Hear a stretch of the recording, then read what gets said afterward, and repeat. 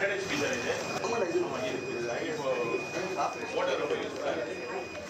வெளில இருக்க தண்ணி எல்லாமே எடுத்து உடனே இமிடியேட்டாக வந்து பம்ப் பண்ணி அடிச்சதுனால வந்து தலைவர் ஹிஸ்ட்ரி வந்து இதெல்லாம் ஃபுல்லாகவே நிற்கும். இந்த சீனிவாசன் தோட்டத்தில் ஆரம்பிச்சு போகிறோம். இது 2 நாளைக்கு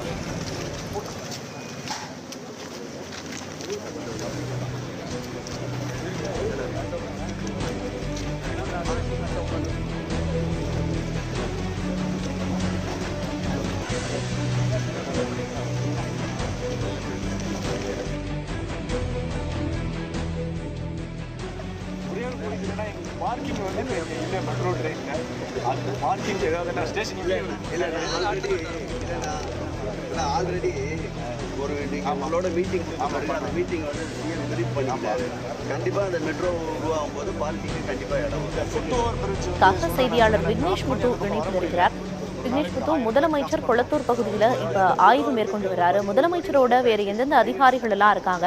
முதலமைச்சரோட பொதுமக்கள் பேசக்கூடிய காட்சிகளையும் திரையில பார்க்க முடியுது. ஏதேனும் கோரிக்கை வச்சிருக்காங்களா? கொளத்தூர் பகுதியில பாதிப்பு எப்படி இருக்கு?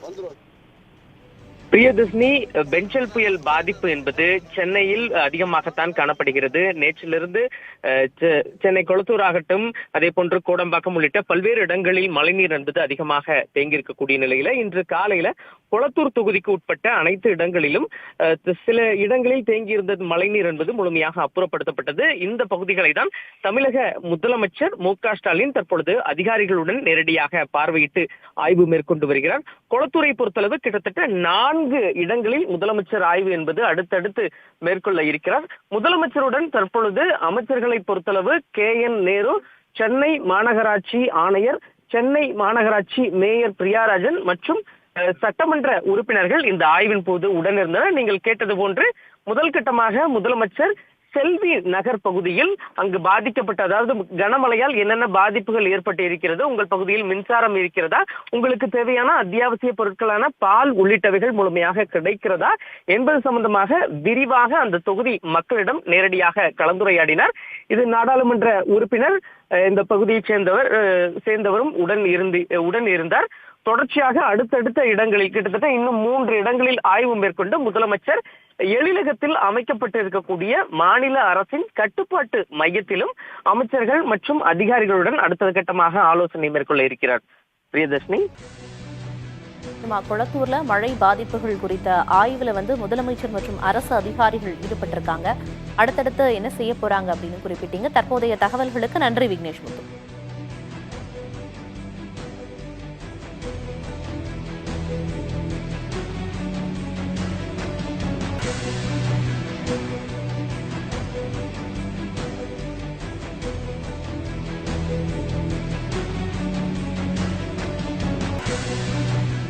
மழையால் பாதிக்கப்பட்ட மக்களிடம் குறைகளையும் முதலமைச்சர் மு.க.ஸ்டாலின் கேட்டறிந்தார். கொளத்தூர் பகுதியில் மழை பாதிப்புகளை ஆய்வு செய்ய முதலமைச்சர் மு.க.ஸ்டாலின் நேரில் அரசு அதிகாரிகள் மற்றும் அமைச்சரோடு சென்றிருந்தார். அங்கு பொதுமக்களை சந்தித்த அவர் அவர்களின் குறைகளை கேட்டறிந்தார். தொடர்ந்து அடுத்தடுத்து 3 இடங்களில் ஆய்வு மேற்கொண்ட பிறகு மாநில அவசர கால கட்டுப்பாட்டு மையத்திலும் அவர் ஆய்வு செய்ய இருப்பதாக செய்தியாளர் கூற கேட்டோம்.